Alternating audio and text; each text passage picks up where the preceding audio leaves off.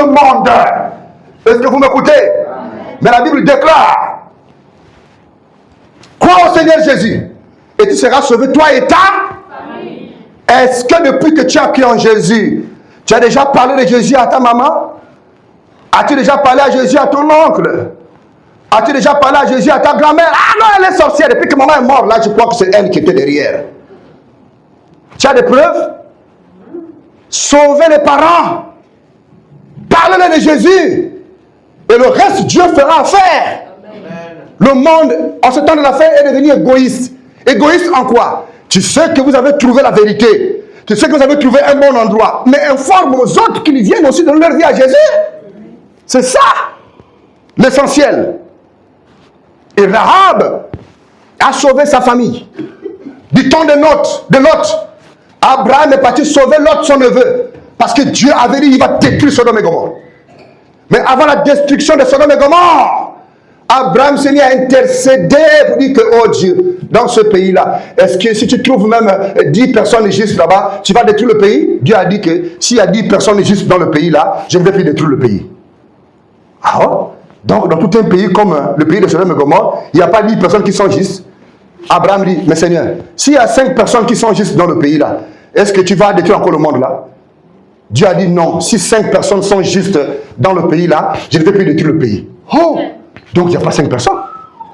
Mais Seigneur, même s'il y a 2 personnes dans le pays-là, vous savez où est-ce qu'il venait? Il cherchait son frère, son neveu. Il dit, mais Seigneur, même s'il y a 2 personnes dans le pays, tu vas détruire? Dieu a dit, s'il y a 2 personnes dans le pays, je ne vais pas détruire. Abraham a compris que, oh! Donc même 2 personnes dans le pays là, personne ne peut être sauvé. Seigneur, même s'il y a 1, vous comprenez? Il intercède. Jusqu'à ce que quand l'autre, Abraham a pris la nouvelle, Dieu a dit, regarde derrière toi, les anges sont déjà descendus avec le jugement. Je vais frapper le pays. Mais qu'est-ce qu'il a fait? Il a averti. Et l'autre a fait de tout son mieux pour fuir le pays, et lui, et ses enfants. Sa femme, comme elle aimait trop les choses du monde, elle aimait le luxe, elle aimait les grandes choses. L'histoire là, vous la connaissez, non?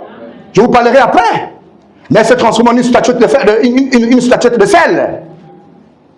Il y a ça en Israël, la statue de sel là jusqu'à aujourd'hui. Ça existe jusqu'à aujourd'hui là. Elle est devenue une statuette de sel. Dieu a sauvé le pays à cause de qui? Parce que l'autre était là-bas et que Abraham avait intercédé.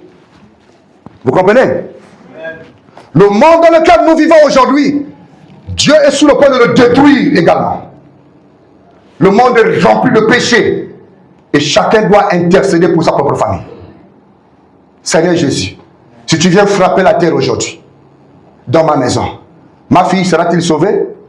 Mon fils, mon mari, tel sera sauvé? Commencez à intercéder pour un membre de la famille, si eux aussi pourront être sauvés ou pas. C'est pourquoi ne restez pas tranquille. Quand vous êtes à la maison, le temps est trop court. Jésus vient bientôt. L'enlèvement est sur le point de voir jour. Cette génération est maudite. Elle est en train de crucifier Jésus-Christ tous les jours. Par des injures. Par des paroles blasphématoires. Cette génération est perverse. Elle est en train de partir. Veux-tu faire partie de la génération qui insulte Jésus? De la même manière que la génération du temps passé a choisi Barabbas à la place de Jésus, cette génération d'aujourd'hui est devenue la même génération pour rejeter Jésus aujourd'hui et ils ont accepté leur Barabbas.